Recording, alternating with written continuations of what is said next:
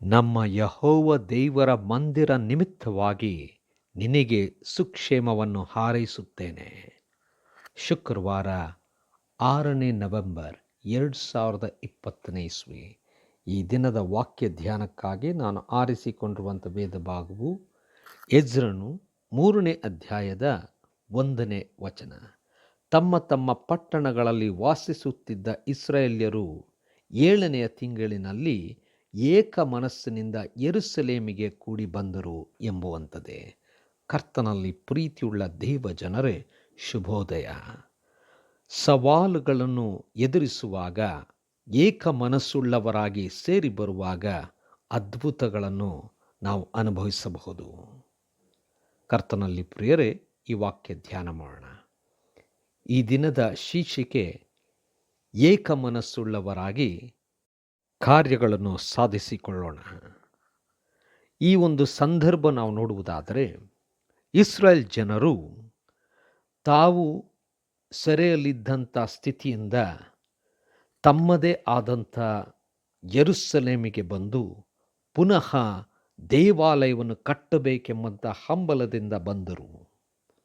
ಅದಕ್ಕೆ ಸರಿಯಾಗಿ ಅರಸನು ಕೂಡ ಅವರಿಗೆ ಎಲ್ಲ ಸಹಾಯವನ್ನು ದಯಪಾಲಿಸಿಕೊಟ್ಟನು.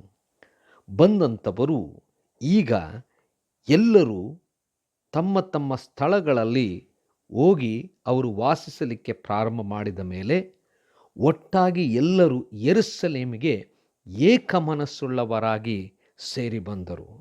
ಅಂದರೆ ಅವರ ಉದ್ದೇಶ ಯೆರೂಸಲೇಮ್ ದೇವಾಲಯ ಕಟ್ಟುವಂಥದ್ದೆಂಬುದಾಗಿ, ಅದಕ್ಕೋಸ್ಕರವಾಗಿ ಎಲ್ಲರೂ ಒಮ್ಮನಸ್ಸಿನಿಂದ ಸೇರಿ ಬಂದರೆಂಬುದಾಗಿ ಈ ವಾಕ್ಯದಲ್ಲಿ ನಾವು ನೋಡುತ್ತೇವೆ. ಅವರು ಏಕಮನಸ್ಸುಳ್ಳವರಾಗಿ ಬಂದಿದ್ದರಿಂದ ಅಲ್ಲಿ ವಿಶೇಷವಾದಂಥ ರೀತಿಯಲ್ಲಿ ಆಲಯದ ಕಟ್ಟಡವನ್ನು, ಯಜ್ಞವೇದಿಯನ್ನು ಕಟ್ಟಿದರು ಎಂಬುದಾಗಿ ನೋಡುತ್ತೇವೆ.